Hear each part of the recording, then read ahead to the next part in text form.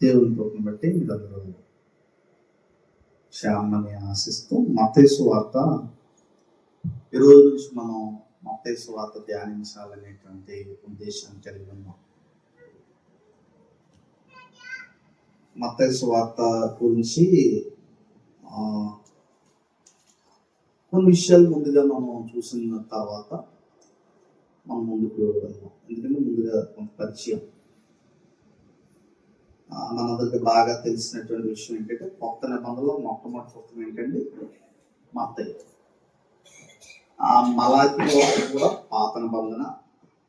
మరి అదేవిధంగా ఈ మత్తయి సువార్తకి వచ్చేటప్పటికి ఇది కొత్త నిబంధనలో మొట్టమొదటి పుస్తకం. ఇది మనకు తెలిసినటువంటి విషయం. ఇంకా మనం ఆలోచించినట్లయితే మత్తయి సువార్త గురించి బైబిల్ గ్రంథంలో పాత నిబంధనలో రాజు వస్తాడనేటువంటి మాటలు, ఆత్మ సంబంధమైన రాజు వస్తాడనే మాటలు చాలా ఉన్నాయి. మత్తయి సువార్తలో ఎక్కువగా రాజ్యం అనే పదం వాడబడింది. రాజ్యము అనేటువంటి పదం చాలాసార్లు వాడబడింది. దాదాపుగా కొత్త నిబంధనలో 162 సార్లు కనబడితే ఇంగ్లీష్లో దాదాపుగా 55 సార్లు మత్తయి సువార్తలో వాడబడింది రాజ్యం అనే పదం.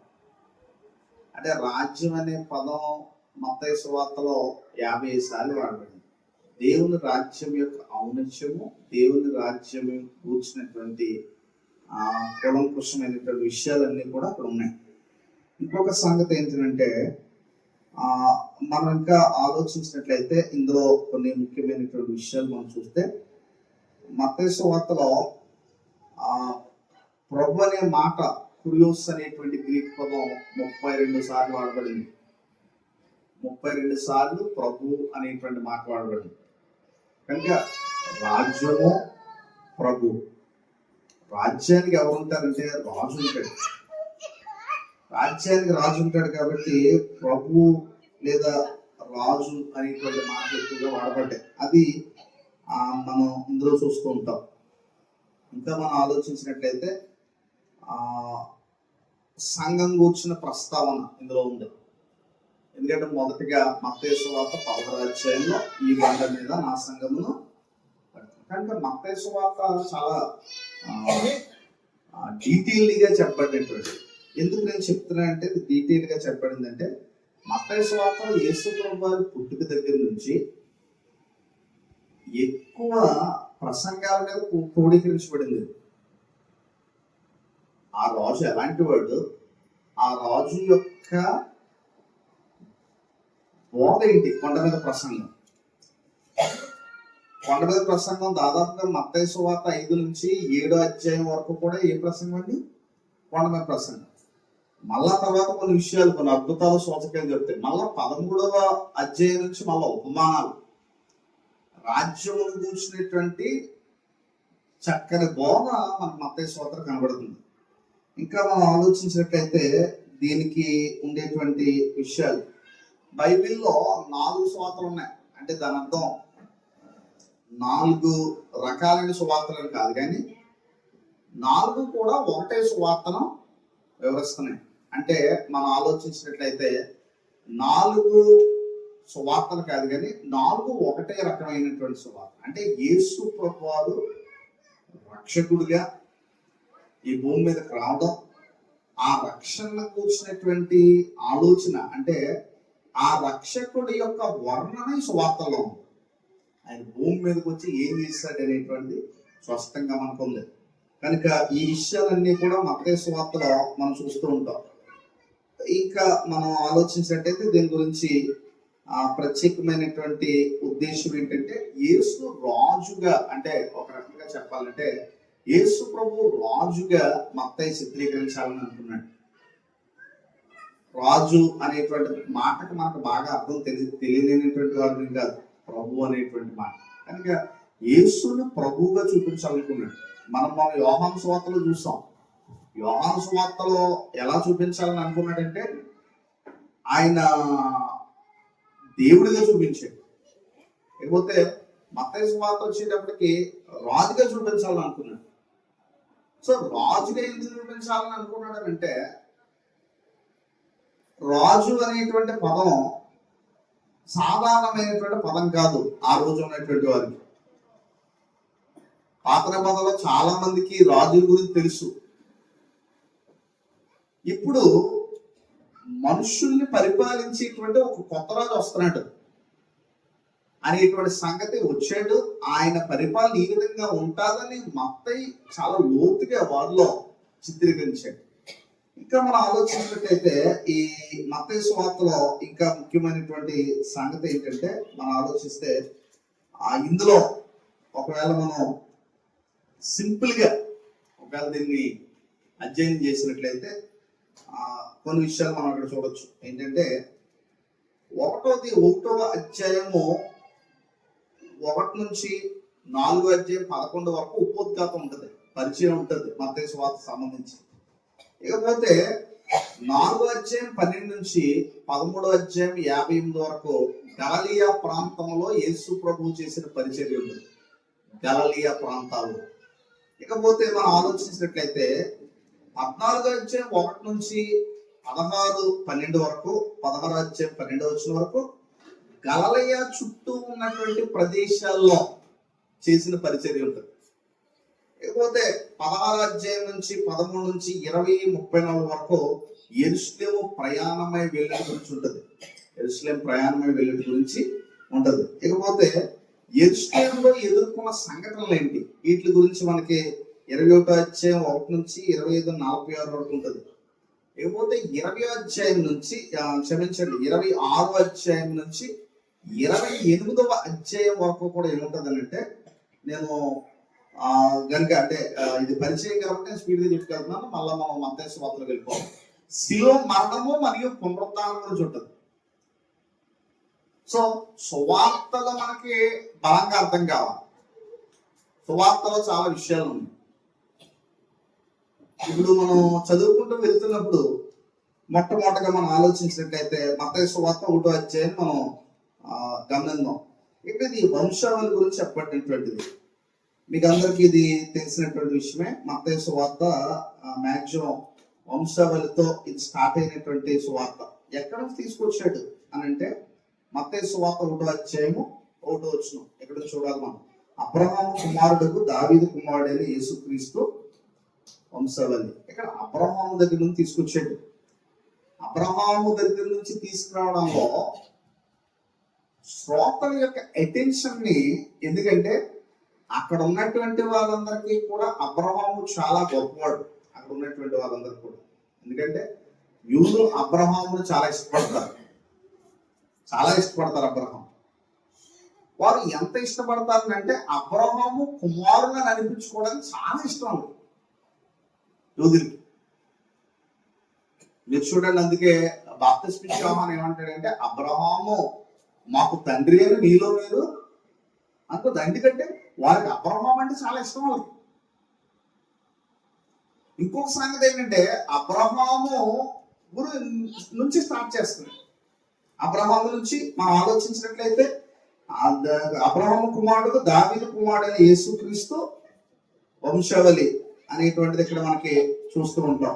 ఇక్కడ వంశావళి రికార్డు ఎక్కడి నుంచి ఎక్కడి వరకు ఎలా వెళ్ళింది, ఎవరి సంతానం ఎవరో, వారికి జన్మించినటువంటి వారు ఎవరో, మళ్ళా వారికి జన్మించినటువంటి వారు ఎవరో, చివరికి యేసుక్రీస్తు వంశావళి దగ్గరికి ఈ మత్తయి గారు తీసుకొస్తారు. చివరికి మీరు ఎక్కడికనంటే 16వ వచనంలో చూడండి, యాకోబు మరియ భర్త అయిన యోసేపుని కనినో, ఆమె యందు క్రీస్తు అనబడిన యేసు పుట్టింది. ఇది ఇట్లు అబ్రహాం మొదలుకొని దావీదు వరకు తరములన్నీ 14 తరములు. దావీదు మొదలుకొని యూదులు బబులోని కొనుక్కోబడిన కాలం వరకు 14 తరములు.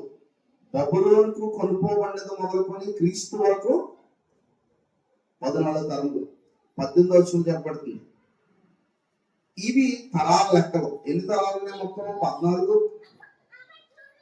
అబ్రహాం నుంచి దావీదు 14, దావీదు నుంచి యూదులు బబులోను కొనుక్కోబడిన కాలం వరకు 14 తరాలు. బబులోను కొనుక్కోబడినటువంటిది మొదలుకొని క్రీస్తు వరకు ఎన్ని తరాలు అంటే 3 14 ఎంతండి? 42 తరాలు. కనుక ఈ అబ్రహాంకు వాగ్దానం చేసిన 42 తరాల తర్వాత యేసు ప్రభువారు ఈ భూమి మీద జన్మించడం అనేటువంటి జరిగింది. ఇప్పుడు మనం చూద్దాం 18వ వచనం నుంచి. ఇక్కడ కొన్ని విశేషమైనటువంటి సంగతి చూద్దాం. యేసుక్రీస్తు జనన విధం ఎట్లనగా, ఆయన తల్లి అయిన మరియ యోసేపునకు ప్రదానం చేయబడిన తర్వాత వారేకము కాక మునుపు ఆమె పరిశుద్ధాత్మ వలన గర్భవతిగా ఉండెను. చూడండి, యేసు తల్లి అయిన మరియ యోసేపుకు అప్పటికి ప్రదానం చేయబడిన తర్వాత వారి ఏకం కాక మునుపు. ఇక్కడ ఈ సందర్భాన్ని ఎందుకు తీసుకొస్తున్నాడు అంటే, యోసేపుతో ప్రదానం చేయబడింది మరియకి. ప్రదానం అనేది కూడా చాలా ఇంపార్టెంట్ యూదులకి. ప్రదానం నుంచి వివాహానికి కొంత టైం ఉంటుంది. ఈ ప్రదానం నుంచి వివాహం వరకు జీవితాన్ని కాపాడుకుంటూ ఉండాలి. ఇప్పుడు ఇక్కడ వారి ఏకము కాక మునుపు అనేటువంటి మాట ఇక్కడ పరిశుద్ధాత్మ వాడడం జరిగింది. పరిశుద్ధాత్మ వలన గర్భవతిగా ఉండేదనేటువంటి మాట 19వ వర్షంలో. సో ఇది భయంకరమైన సంఘటన. ఇది అంటే మనం సింపుల్ గా చదువుకున్నాం కానీ ఇది అప్పటి సిచ్యువేషన్ ఎలా ఉంటుంది. ఇప్పుడు మరియ పరిశుద్ధాత్మ వల్ల గర్భము ధరించింది అనడాన్ని ఎవరు నమ్ముతారు? ఎవరు నమ్ముతారా? ఒక కన్యక గర్భవతి అయిందనంటే, ఇప్పుడు యోసేపు ఏం చేశాడో చూడండి. ఇప్పుడు యోసేపు ఏమనుకుంటాడు? యోసేపు ఆలోచన ఏమై ఉంటుంది? ధర్మశాస్త్రం ప్రకారంగా మీరు చూసినట్లయితే చాలా ఘోరమైన శిక్ష ఉంది. పాపం చేస్తే వారు ఏం చేయాలి? ధర్మశాస్త్రం ప్రకారంగా ఏం చేయాలండి? రాలించుకొని కొట్టాలి. ఖచ్చితంగా వారు ఏం చేస్తున్నారు? అందుకే ఇక్కడ చెప్పబడుతున్నటువంటి మాటలో మనం ఒక ప్రత్యేకమైనటువంటి సంగతి చూడండి ఏముందనంటే, ఆమె భర్త అయిన యోసేపు నీతిమంతుడై ఉండి, ఇతను నీతిమంతుడు అంటే కనికరపడ్డాడు. నీతిమంతుడై ఉండి ఆమెను అవమానపరచనొల్లక రహస్యముగా ఆమెను ఏం చేశాడు? ఇక్కడ ఈ మాట వాడబడింది, అవమానపరచనొల్లక. ఖచ్చితంగా తప్పు చేసిందంటే సమాజంలో పెద్దల దగ్గర తీసుకొచ్చి మరియను ఏం చేయాలి? రాలించుకొని కొట్టాలి. కానీ ఇది చేయలేదండి యోసేపు. అవమానపరచనొల్లక. అయితే నమ్మాడా? అవమానపరచకూడదు, పోన్లే మిస్టేక్ చేసి ఉండొచ్చు, రహస్యంగా విడనాడాలని అనుకున్నాడు.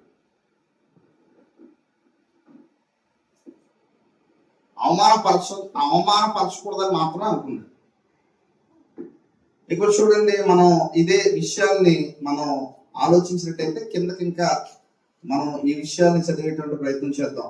ఆ విషయాలు ఏంటంటే,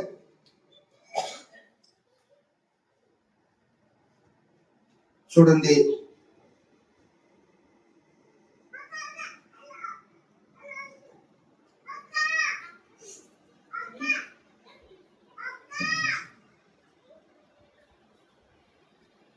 నేను కొన్ని వచనాలు మీకు చూపించేటువంటి ప్రయత్నం చేస్తాను.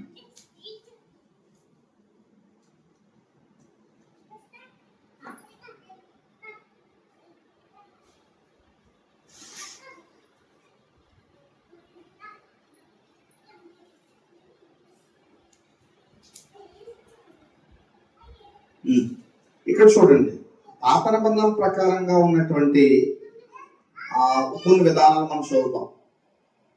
ద్వితీయోపదేశకాండం 27లో ఏముందో చూడండి ఒకసారి.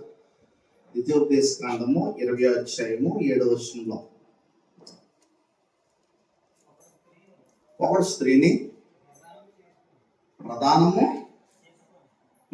27లో చదవండి.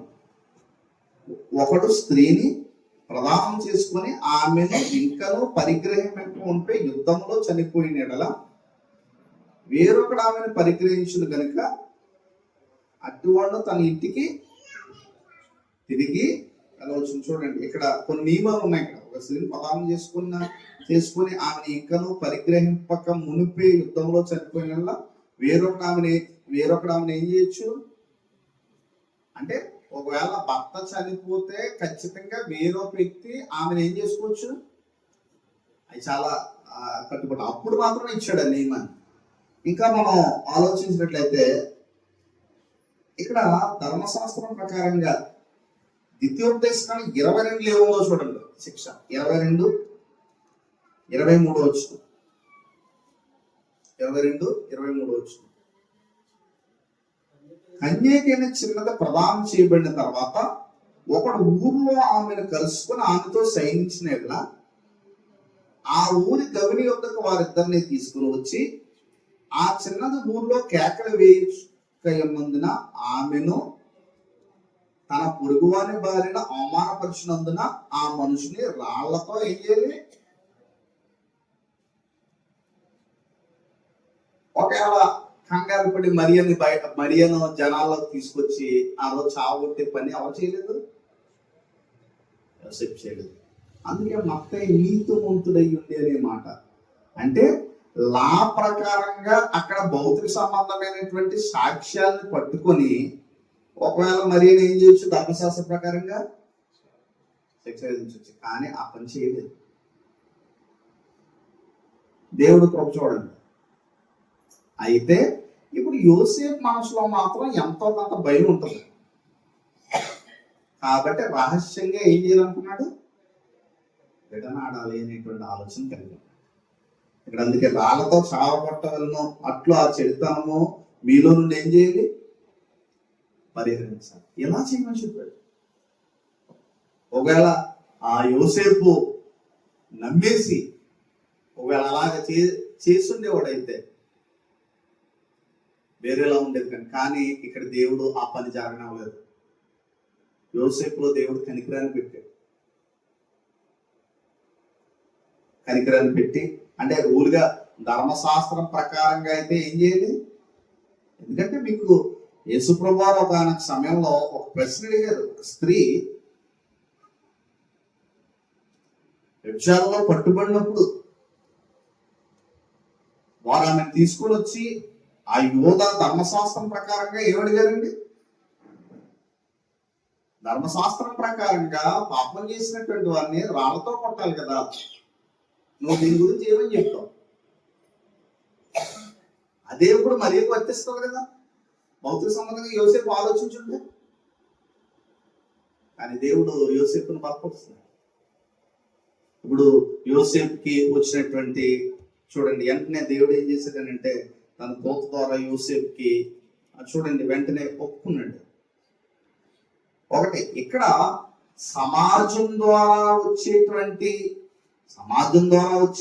నింద ఒకటైతే యోసేపు అంటే తన భర్త అయినటువంటి కాబోయే భర్త ఇంకా భర్తతో సమానం కాబట్టి అతని వల్ల వచ్చేటువంటి నింద ఎన్ని భరించాలి మరియా.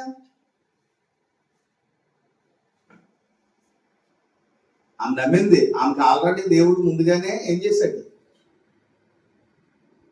అయితే నేను దేవుడు నమ్మాను, కానీ ఎదుటివాడికి అది తప్పుగా అనిపించవచ్చు. సో ఆమెను ఎంతమంది అవమానపరిచి ఉండొచ్చు. ఎవరు నమ్మరు, ఎవరు నమ్ముతారు. గర్భవతి అయింది, అది పరిశుద్ధాత్మ వల్ల ఏంటంటే వాళ్ళు ఎలా తీసుకుంటారు దాన్ని. ఒక రకంగా క్రీస్తుని లోకంలో తీసుకుని రావడానికి మరియా ఒక గొప్ప త్యాగపూర్తమైన ఒక రోల్ ఒక రకంగా దేవుని సంకల్పంలో ఆమె పాత్రదాగా ఉంది అనేట్లో ఏ విధమైన సందేహం లేదు. ఇంకా మనం ఆలోచించినట్లయితే ఇప్పుడు సమాజము, రెండోది ఏంటంటే యోసేపు. అయితే దేవుడు ఏం చేశాడో మనం చదువుతూ ఉందాం. 20వ వచనంలో చూడండి. అతడు ఈ సంగతులను గురించి ఆలోచించుకొని చూడగా ఇదిగో ప్రభువు దూత స్వప్నమందు అతనికి ప్రత్యక్షమై దావీదు కుమారుడైన యోసేపు నీ భార్య అయిన మరియను చేర్చుకుంటకు భయపడు. ఆమె గర్భం ధరించింది పరిశుద్ధాత్మ వల్ల కలిగినది. ఆమె యొక్క కుమారునికను తన ప్రజలను వారి పాపము నుండి ఏం చేస్తాడు? ఆయనే రక్షిస్తాడు. ఈ మాట అన్నప్పుడు యోసేపుకి ఏ విధంగా ఉంటుంది? తన ప్రజలను వారి పాపం నుండి ఆయనే రక్షించును గనుక ఆయనకు యేసును ఎందుకు వచ్చాడు యేసు ప్రభు? ఇది చాలా లోతైన వచనం. తన ప్రజలను వారి పాపాల నుంచి రక్షించడానికి ఆయన వచ్చాడు.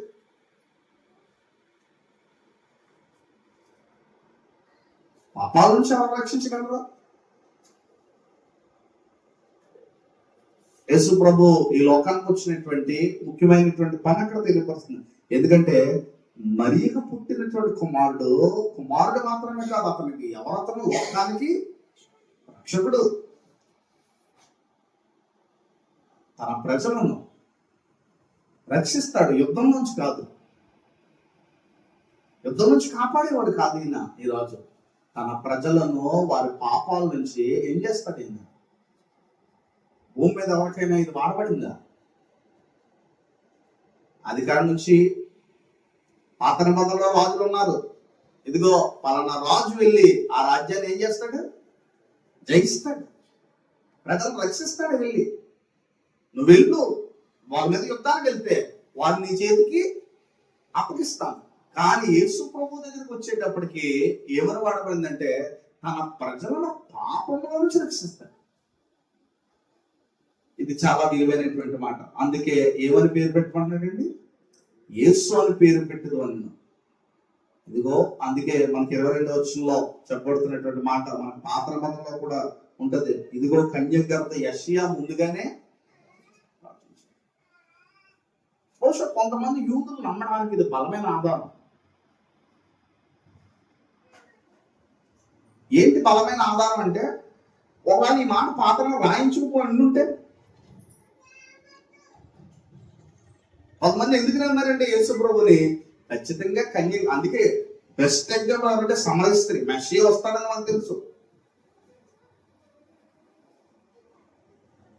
ఆయన వచ్చినప్పుడు అన్ని సంగతులు చెప్తాడని మనకు తెలుసు. ఆమె ఎందుకు అలా ఒప్పుకుందానంటే లేఖనాల్లో ఉన్నాయి. అతడు అతిక్రమణను బట్టి ఏం చేయబడతాడు? నలకొట్టబడతాడు. నిజానికి యేసు ప్రభు ఎలాంటి వారిని ప్రేమిస్తాడు? వచ్చి ఆయన ఎలాంటి వారిని మార్చగలడు? చూడండి, అమెరికా దేశంలో ఇందాక అంటే మన మధ్యకి రావాలి అన్నది నాన్న. అయితే ఫ్లైట్ నిన్న నైట్కి వాళ్ళు దిగడం వల్ల మొన్న నైట్ దగ్గర వస్తున్నాం. నిన్న నైట్ దిగారు, అందుకు రాలేకపోయారు. అయితే కొన్ని దేశాల్లో ప్రజలు ఆయన స్వార్థ ప్రయాణంలో ప్రజలు దేవుని దగ్గర రావడానికి కొన్ని కారణాలు ఎత్తికేవారు. ఆ కారణాల్లో ఆయన ప్రజల దగ్గరికి వెళ్ళినప్పుడు ఎంతో మంది దేవుడు వాళ్ళు అనుకునేవారట, దేవుడి దగ్గరికి మేము వస్తే మమ్మల్ని క్షమిస్తాడు, ఎందుకంటే మేము ఘోరమైన పాపం, మేము ఘోరమైనటువంటి పాపలం, నాలుగు కూడా దేవుడు క్షమిస్తాడా అని అడిగితే ఆన్సర్ క్షమిస్తాడని చెప్తున్నాడు. క్షమిస్తాడు. అది చేసి గొప్పతనం. ఈ భూమి మీద ఏం మానవుడు చేయగలదు? దేవుడితో ప్రజలు యేసు చెంతకు వచ్చినప్పుడు వాళ్ళకి ఏం జరుగుతుంది? దానికి ఉదాహరణగా మనం చూడండి, మీరు కనుక తిమోతికి రాసినటువంటి మొదటి పత్రికలో ఈ విధంగా ఉందండి. తిమోతికి రాసిన మొదటి పత్రికలో చూడండి, ఆయన చెప్తుకుంటున్నాడు. చూడండి పౌలు గారు తిమోతికి రాసిన మొదటి పత్రిక 1వ అధ్యాయము 12వ వచనం. పూర్వము ఎవరిని?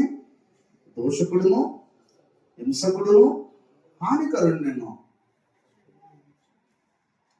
పూర్వం ఎలాంటి వాడు నేను? దోషకుడు, హింసకుడు, ఇలా ఈ వచనం చూపిస్తారంటారు. ఇదిగో నేను ఎలాంటి వాడిని అలాంటి వాడిని అంటే ఇదిగో ఈ వచనం చూపిస్తారండి వెళ్ళి అమెరికాలో ఆ పాప దగ్గరికి వెళ్ళి. సువార్త పాపాన్ని వివరించుతావు, పాప పరిహారార్థాన్ని వివరిస్తుంది. తన ప్రజలను వారి పాపాల నుంచి ఆయన రక్షిస్తాడు. పాపికి పశ్చాత్తాపం ఎలా పుట్టించాలో అప్పుడు మనం అనుకోవచ్చు, పాపిని క్షమించేస్తాడు ఇంకా పాపం చేస్తాడు నువ్వు అనుకోవచ్చు. కానీ దేవుడు తన సంకల్పంలో ఏర్పాటు చేసిన బలి ఏం చేసింది అంటే పాపికి పశ్చాత్తాపాన్ని పుట్టించే బలిని సిద్ధపరిచాడు.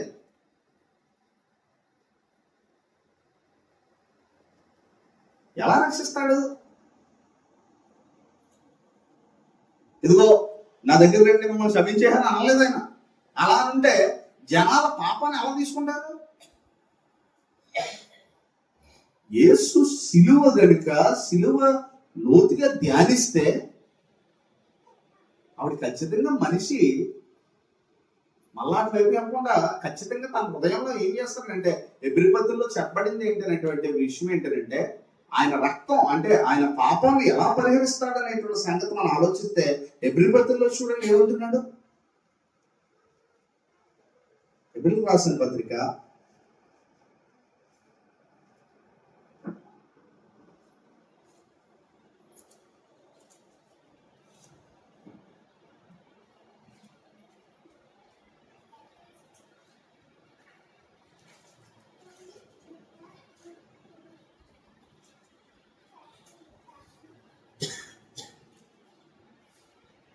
ఇదే వచనాల్లో మనం చూస్తే ఇక్కడ ఉంటుంది ఎబ్రీ పత్రికలో మనస్సాక్షిని ఎంత ఎక్కువగా శుద్ధి చేయను. ఎక్కడుందో వచనం?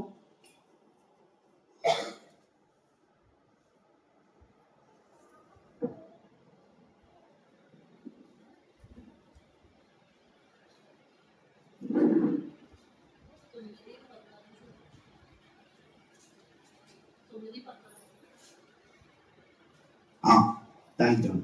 9:14 నిత్యుడైన ఆత్మ ద్వారా తాను దేవునికి నిర్దోషునిగా అర్పించుకున్న క్రీస్తు యొక్క రక్తము.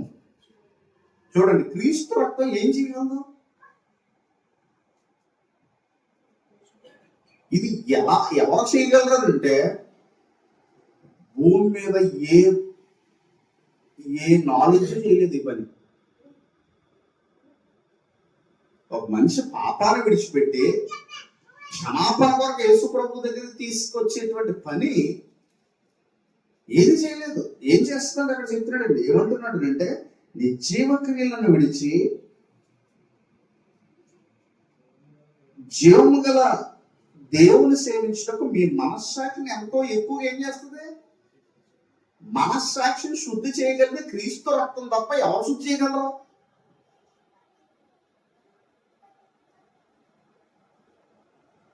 మన జీవితాల్లో మనం పశ్చాత్తాపం పట్టలేదంటే దాని అర్థం ఏంటో తెలుసా? అసలు క్రీస్తు రక్తం మనలో లేదు. క్రీస్తు రక్తం మన ముందులో ఉంటే మనం పశ్చాత్తాపం పడతాం, పాపం చేసినాం. ఈరోజు ప్రజల్లో పశ్చాత్తాపం ఎందుకు లేదంటే వాళ్ళు క్రీస్తు రక్తం ద్వారా సంఘస్థులైన కాదు, ఏదో సమ్ రూల్స్ ప్రకారంగా అయిపోయారు. రూల్స్ అండ్ రెగ్యులేషన్స్ కొన్ని ఉంటాయి. ఈ రూల్స్ అండ్ రెగ్యులేషన్స్ పాటించే వాళ్ళకి ఎప్పటికీ పశ్చాత్తాపం ఉండదు. ఆ రూల్ పాటిస్తున్నాడు లేదు చూసుకుంటాడు అంతే. అది పాటించడం వల్ల విమర్శంతా కూర్చుంటాడు. క్రీస్తు రక్తంతో సంబంధం ఉండదు. కానీ క్రీస్తు రక్తం ఏం చేయగలుగుతానంటే నీకు నువ్వు పశ్చాత్తాపడేలా చేయగలదు. పౌలుడు పనిచేసింది అదే.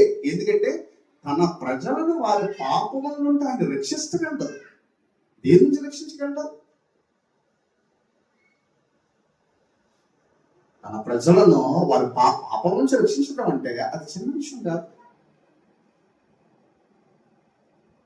కనుక క్రీస్తు రక్తము మన మనస్సాక్షిలోకి మన పాపం చేయకుండా ఆపగలిగేది ఒకటే, క్రీస్తు రక్తం తప్ప ఇంకేది మనస్సాక్షిని శుద్ధి చేస్తుంది? ఏది చేయలేదు. ఏదన్నా చేసే ఆయుధం ఏమన్నా? ఇంగ్లీష్లో చక్కగా మాట్లాడదు. What can wash you well. Nothing but the blood of Jesus Christ. గట్టిగా పాడేవాళ్ళం మేము కీర్తన.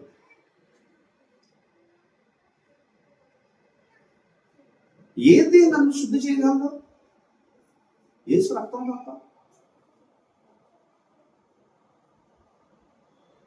తన ప్రజలను వారి పాపం నుంచి రక్షించడానికి ఆయన లోకం. కనుక ఆయన చెప్తున్నటువంటి మాట ఏంటంటే ఇది మత్తయి సువార్త చదువుతున్నటువంటి చదువులకి ఒక ఆదరణ కలిగించేటువంటి మాట, గొప్ప ఆదరణ. ఒకవేళ సరే పాపము క్షమించబడిన వ్యక్తికి ఏంటి ఆశీర్వాదం?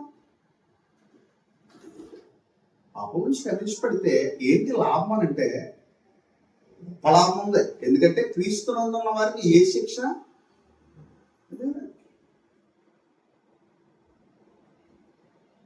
క్రీస్తునందు ఉన్న వారికి ఏ శిక్ష విధిలేదండి. క్రీస్తునందు ఉన్నవారు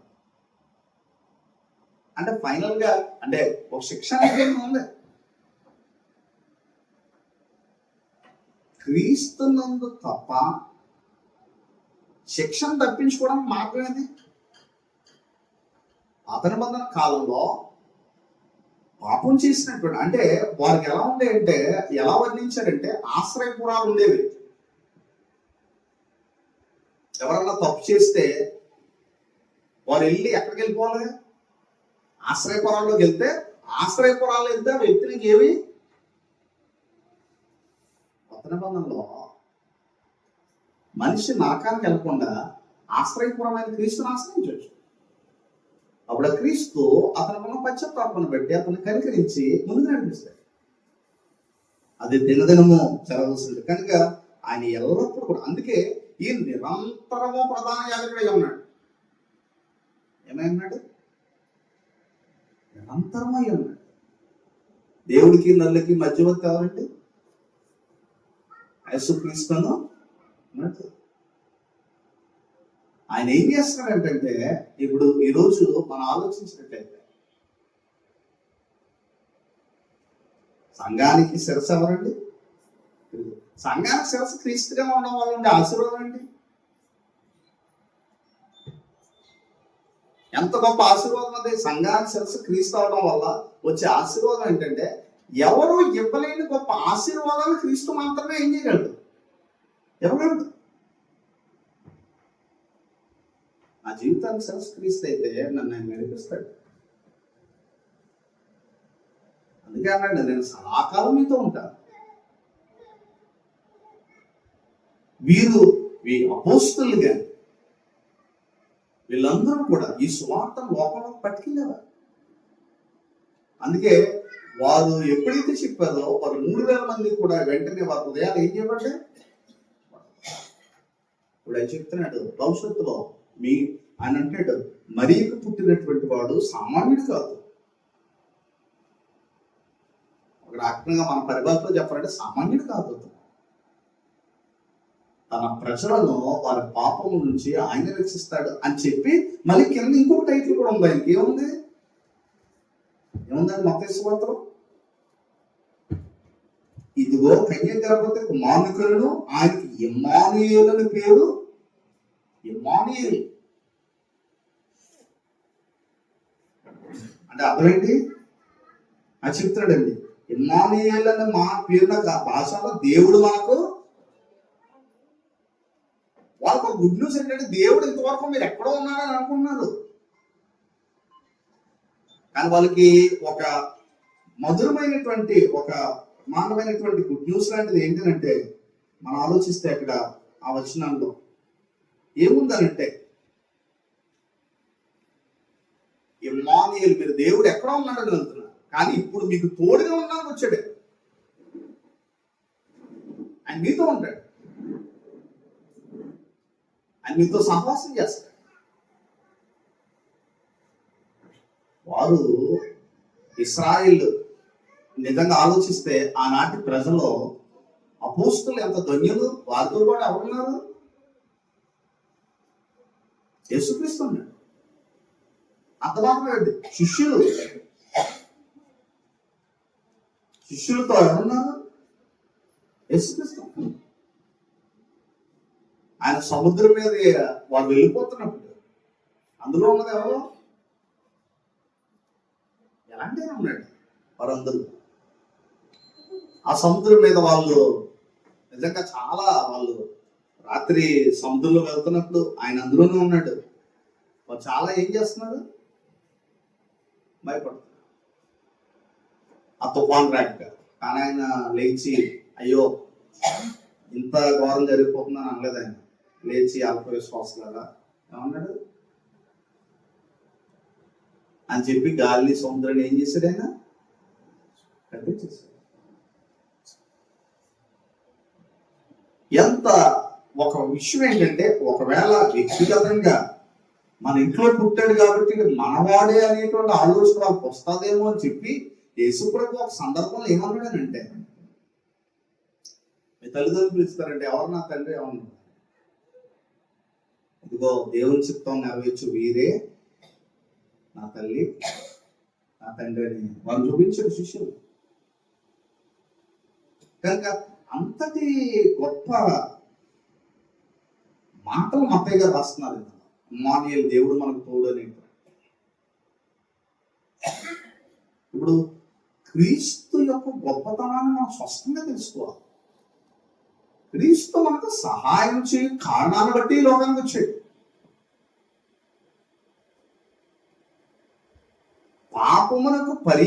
పాపమునకు క్రయధనము ఎంత సులువైంది. అదే పాత నిబంధన మనం ఉండుంటే, మీరు ఆలోచించండి, ఒకవేళ పాత ఉండుంటే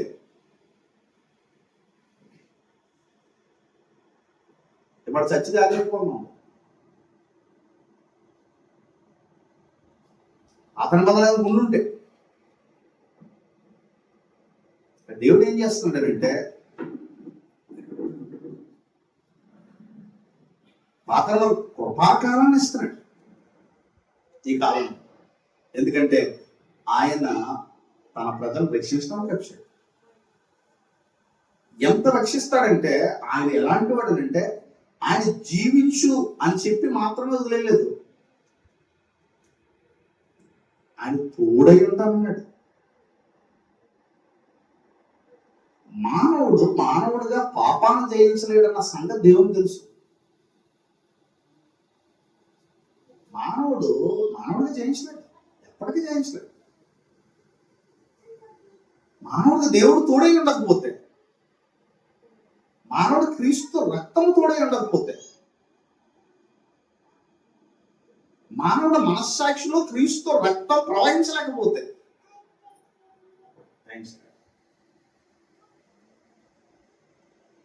అందుకే గొర్రెల్ని ఎంతవరకు ప్రేమిస్తానన్నాడంటే, ఆయన యోహాను సువార్తలో ఆయన వారిని అంతవరకు ప్రేమించాడు.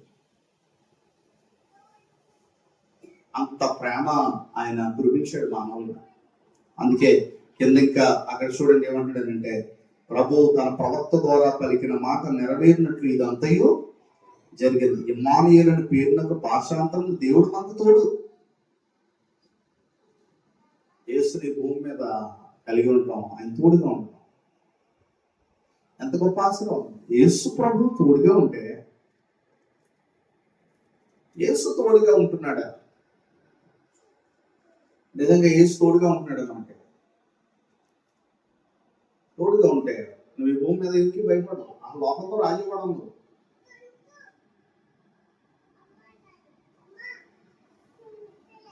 కొన్ని లక్షల మంది ఉన్నా ఆ మధ్యలో నువ్వు యేసు తోడై ఉంటే నిర్భయంగా ఒక్కడవై ఉంటావు.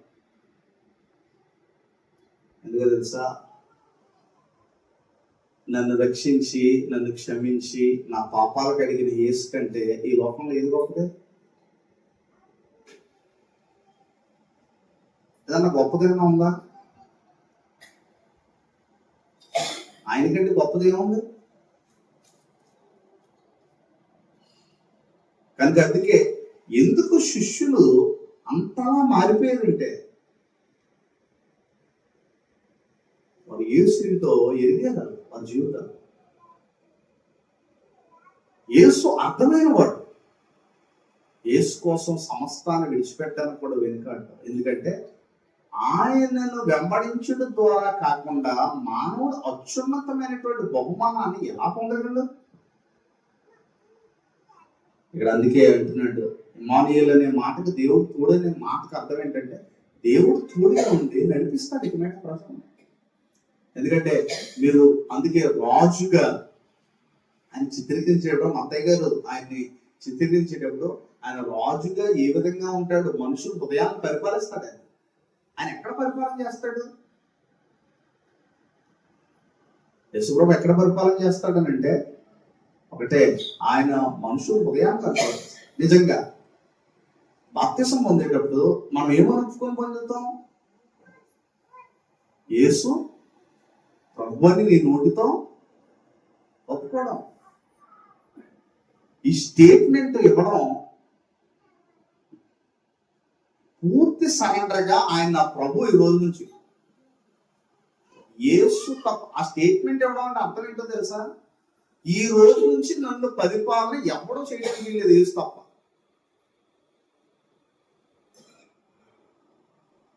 నేను నిజంగా పరిపాలిస్తుంది ఎవరు? ప్రతిరోజు నిన్ను ఎవరు పరిపాలిస్తున్నారు? ప్రతిరోజు యేసు కాకుండా మరి ఎవరి పరిపాలన కింద కన్నా నువ్వు వెళ్ళావు అని అంటే యేసు నీకు ప్రభు కాదు. అందుకే అన్నాడు, ప్రభు అని పిలిచి ప్రతి వాడును ముందే చెప్పాడు ఆయన. పరలోక రాజ్యంలో చాలా మంది భర్తల ప్రభువులు, భార్యలు భర్తల ప్రభువులు, భర్తలకు భార్యల ప్రభువులు, పిల్లలకు తల్లిదండ్రుల ప్రభువులు, సమాజం ప్రభువు కొంతమంది. వీళ్ళందరూ ప్రభువులు అయిపోతే యేసు ఎప్పుడు పరిపాలిస్తారు హృదయాన్ని?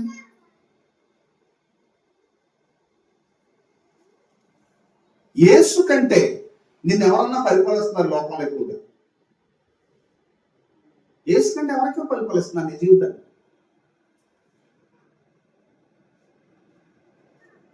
అందుకే చెప్పాడు, ఒకవేళ సమస్య వస్తే ఆయన అన్నాడు, ఎవరు నేను నాకంటే ఎక్కువగా ప్రేమిస్తే నా రాజ్యాన్ని పాత్ర కాదంటే నా పరిపాలన కింద నువ్వు రావు. నాకంటే ఎక్కువ ప్రేమిస్తే ఆయన ఏమన్నాడండి? పడినవాడు కాదు. ఈ భూమి మీద మనం యేసు పరిపాలించాలి. అందుకే ప్రభువా అనేటువంటి మాట మా అత్తయ్య గారు దాదాపుగా ఎన్నిసార్లు వాడారంటే ఇందులో చాలా సార్లు వాడారట. 33 సార్లు వాడారట ప్రభు అనే మాట మా అత్తయ్య స్వార్థం. యేసు మీ జీవితాన్ని పరిపాలించడానికి వచ్చిన వాడు, మీరు తన రాజ్యంలోకి వస్తారు. ఆ రాజ్యం యొక్క బోధ ఎలాంటిదో మత్తయి సువార్త 5వ అధ్యాయం నుంచి 7వ అధ్యాయం వరకు ఎవరి బోధ ఉందండి? ఆ రాజు యొక్క బోధది. ఆ రాజ్యంలో ఉన్నటువంటి వారు ఎలాగ జీవించాలనేటువంటి బోధ ఏం చేశాడు? మత్తయి సువార్త 5 నుంచి 7వ అధ్యాయం వరకు మనం చదువుకున్నప్పుడు ఆ రాజ్య సంబంధులు ఎలా జీవించాలన్నది కూడా ఆయన చెప్పాడు.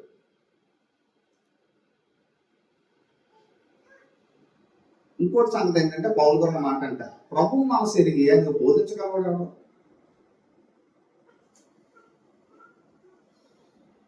ఈ యేసు మన ప్రభు అయిపోయాడు అనుకోండి, ఒకవేళ మన జీవితాలు ప్రభువుకి ఎవరైనా ఏమన్నా బోధించగలరా? చాలాసార్లు మనం ప్రభువు చెప్పి చేయట్లేదంటే ప్రభువు బోధించడం ఏంటంటే నువ్వు చెప్పిన దానికంటే నాకు బెటర్ వే ఇంకోటి ఉందని.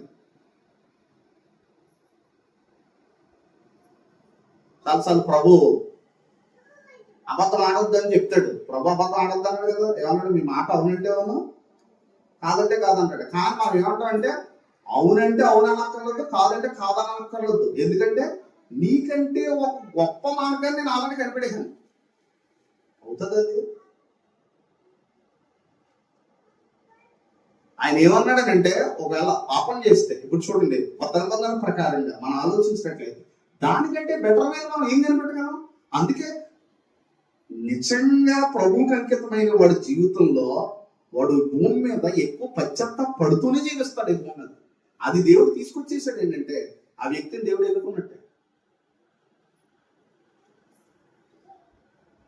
కనుక ఆ యొక్క జీవితంలో ప్రభువుగా, ఎందుకంటే మత్తయి సువార్తలో ప్రభువుగా ఎంత చిత్రీకరించాడు చూడండి. క్రీస్తుని ప్రభువుగా అంగీకరిస్తాడు.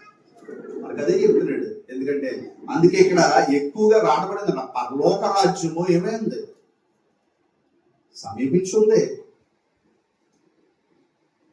యేసు ప్రభువారి యొక్క మొట్టమొదటి బోధ చూడండి, ఆయన ఏం చేశాడు అనేటువంటి మాట, ఆయన బోధలో మొట్టమొదటి వాడబడినటువంటి మాట మనం ఆలోచించినట్లయితే అక్కడ కూడా మనకి చెప్పబడుతుంది. చూడండి 17వ వచనంలో చూడండి, 4:17 ఏముంది?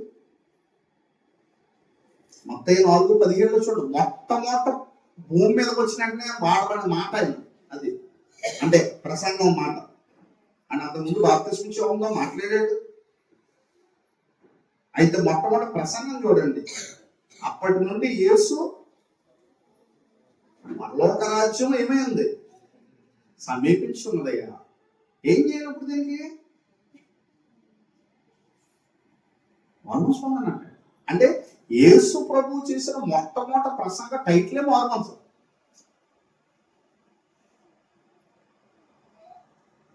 జీవితంలో ఒకటి జ్ఞాపకం ఉంచుకోండి, మనం ఎన్ని కార్యాలు చేసినా మార్మన్స్ మాత్రం లేకపోతే ఆ ఏ క్రియ కూడా మనం తప్పించలేదు.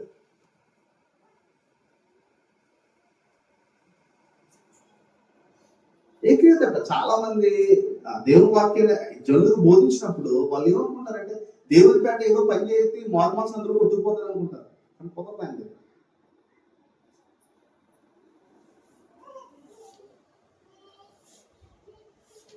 ఈరోజు దేవుడు కోరని క్రియ చేయడం, చూడండి, దేవుడు కోరని క్రియ చేయడం. దేవుడు నిజంగా మనం దేవుని యొక్క వాక్యాన్ని చదివితే, మన హృదయాన్ని దేవుని యొక్క వాక్యాన్ని ధ్యానిస్తే అసలు మనం చేయవలసిన క్రియలను దేవుడు మన హృదయం నుంచి బయలుపరుస్తాడు. ఈ క్రియలను చేయొచ్చా చేయకూడదు. ఇప్పుడు అన్నయ్య సభ్యులు ఉన్నారండి, వారు క్రియ చేశారా చేయలేదా? ఎవరు పుట్టించారా క్రియని? ఆ క్రియ ఎవరు పుట్టించారు? దేవుడు పుట్టించిన క్రియ అది. ఈరోజు దేవుడు పుట్టించిన అనేకమైన క్రియలు క్రైస్తవంలో ఉన్నాయి. అవి దేవుడు పుట్టించాడు అన్నట్టుగా జనాలు చెప్పుకుంటూ అవి సాతాను పుట్టించాడు అన్న సంగతి చూడండి. వేస్తాన్ ఉంది, అది ఖచ్చితంగా సాతాను పుట్టించింది. ఎందుకంటే వేస్తాన్ అంటే మనసు మారకుండా ప్రవర్తన మారడం. మనసులో పాపం ఉంటుంది కానీ ప్రవర్తన, మనసు మారకుండా ప్రవర్తన పాత్ర అదే వేస్తాను. కాబట్టి ప్రభు అడుగుతున్నాడు, పరలోక రాజ్యం సమీపించుకుంది, మీరు మార్చుకోండి. అందుకే ఎందుకు శిష్యుని అంతా వాడుకున్నాడు? మీరు చూడండి, శిష్యుని తీసుకోండి. శిష్యుని ఎందుకు అంత గొప్ప వాడుకున్నాడు ఆయన? మీరు పేతురుని తీసుకోండి. పేతురు మీరు చూడండి, ఆయన పాపాల నుంచి ఎలా రక్షిస్తాడనంటే, పేతురు ఒక సమయంలో, మీకు అందరికి తెలిసిన విషయమే, పేతురు ఒక సమయంలో ఏం చేశాడు? చేపలు పట్టుకుంటున్నాడు. కానీ రాత్రంతా శ్రమ పడ్డాడు, కానీ ఒక చేప కూడా దొరకలేదు. ఇప్పుడు ఏమన్నాడు? ఇప్పుడు వెళ్ళి మీరు వల వేయండి అన్నాడు. ఇప్పుడు వేసిన వెంటనే ఏం పడ్డాయి? విస్తారమైన చేపలు పడ్డాయి. ఇప్పుడు పేతురు ఏమంటున్నాడు? నేను పాపిని ప్రభు, నన్ను విడిచి వెళ్ళిపో. దేవుడు నిన్ను వాడుకుంటాడని అనడానికి బెస్ట్ ఎగ్జాంపుల్ తెలుసా? నువ్వు పాపని గుర్తించిన రోజు నుంచి నేను వాడుకుంటాడు.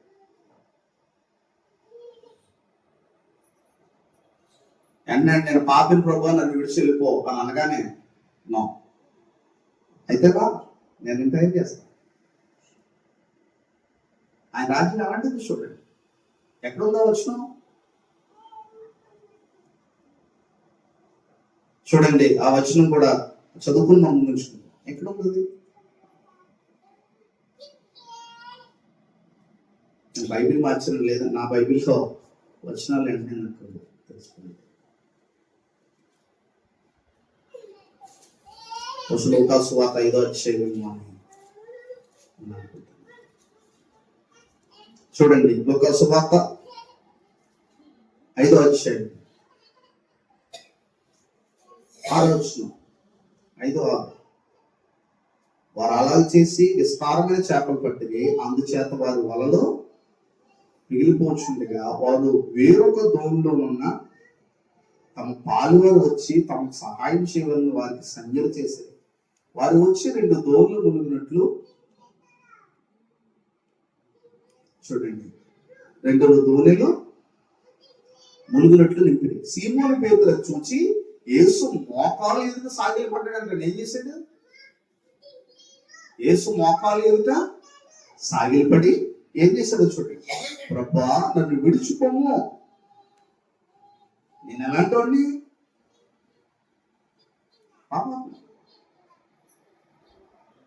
మీరు చూడండి, ప్రభు ఏమన్నా అన్నాడు అతను పాపని? నువ్వు ఎలాంటాడో నాకు తెలుసు అన్నాడు.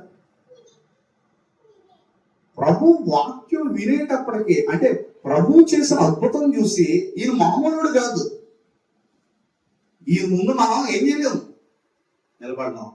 ఆయన ఏమనుకున్నాడంటే, ఆయన దేవుడు ఎంత గొప్పవాడంటే నిజానికి ఆయన పరిశుద్ధత ముందు ఏ పాపి నిలబడలేడు. కానీ ఆయన తన పరిశుద్ధతను త్యాగం చేయకుండా తన ప్రేమను త్యాగం చేసి ఏం చేశాడంటే ఆ పాపిని కూడా అర్థం చేసుకుంటాడు. అందుకే చూడండి ఏమన్నాడు, ప్రభా నన్ను విడిచిపోము ఏమన్నాడు, పాపాత్మని చెప్పాడు. ఎలయనగా వారు పట్టిన చేపల రాశికి అతను అతనితో కూడా ఉన్న వారందరూ ఏమన్నారు? శుభ్రంగా ఈ రోజుల్లో అయితే ఏం చేస్తారు? ఎలా అద్భుతం జరిగితే ఒకవేళ ఈ రోజు ఎలా జరిగింది అనుకోండి, ఎవరికన్నా ఏం చేస్తారండి?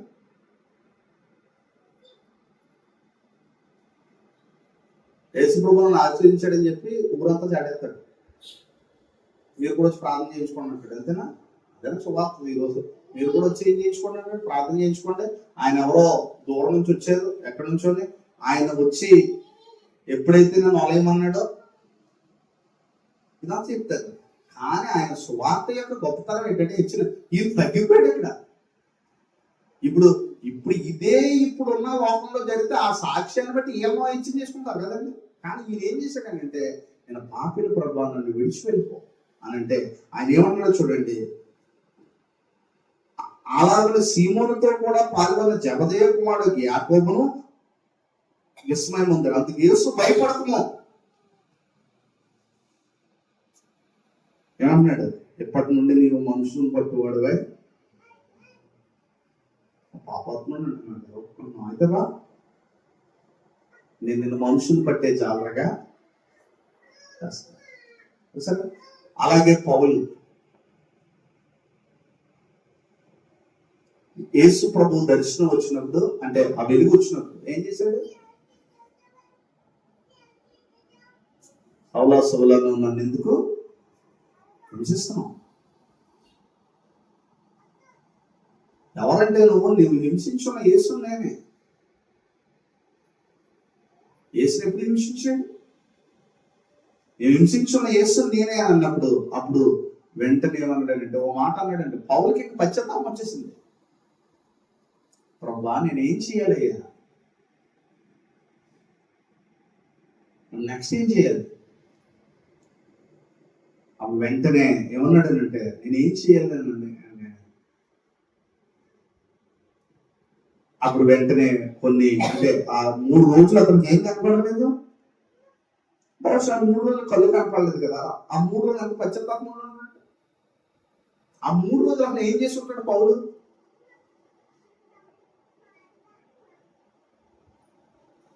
అననీయాకి చెప్తున్నాడు, అననీయ నీ దగ్గరకు ఒక మనుషుడు వస్తాడు కదా.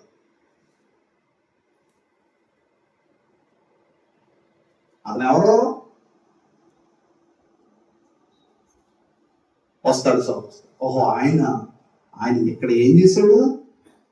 చాలా మన నీ మార్గంలో నడుచుకున్న వారికి ఎంతో కీడు చేశాడు. ఎంతో కీడు చేశాడు. ఇక్కడను యెరూషలేములో ఉన్న వారిని హింస పెట్టాక అతను ఏం పొందుకున్నాడు అని దేవుడు అంటున్నాడు. నువ్వు అతను పాస్ట్ చెప్తున్నావు, కానీ నేను గురించి ఫ్యూచర్ చెప్తున్నావు.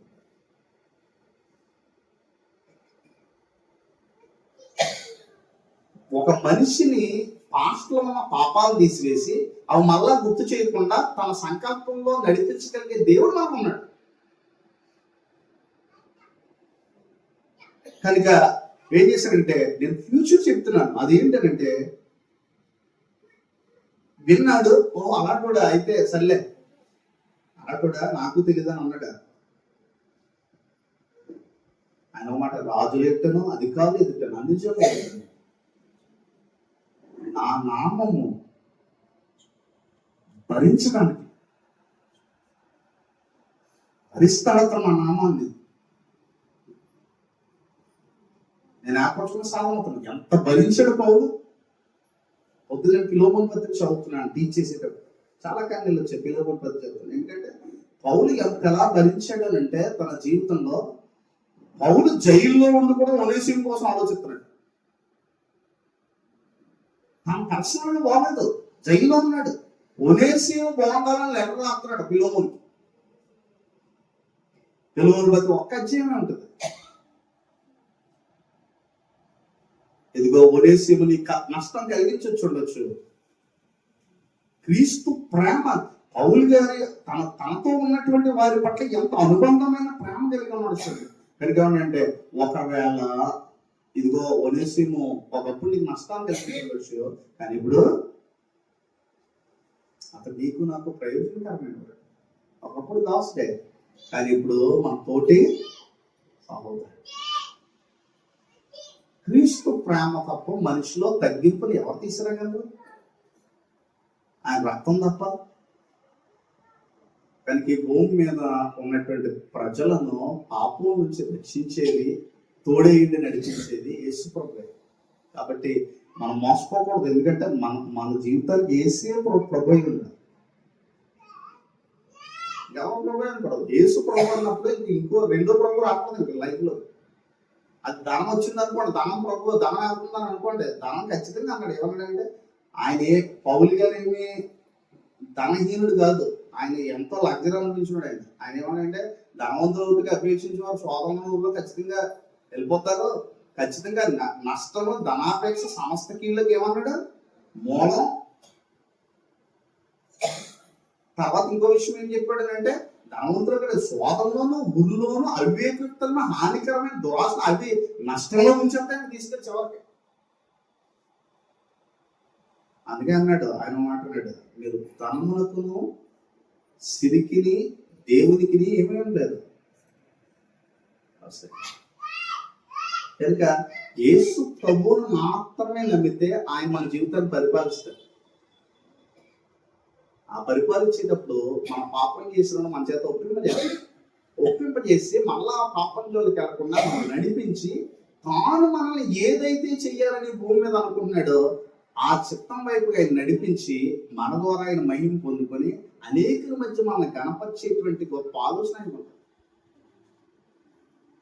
కాబట్టి మనం ఆయన ఆలోచన మత్తయి సువార్తలో చాలా విషయాలు ఉన్నాయి. ఆయన రాజ్యం గురించి విషయాలు వచ్చే బైబిల్ తరగతిలో మనం తెలుసుకుందాం. చక్కగా మీ అందరికీ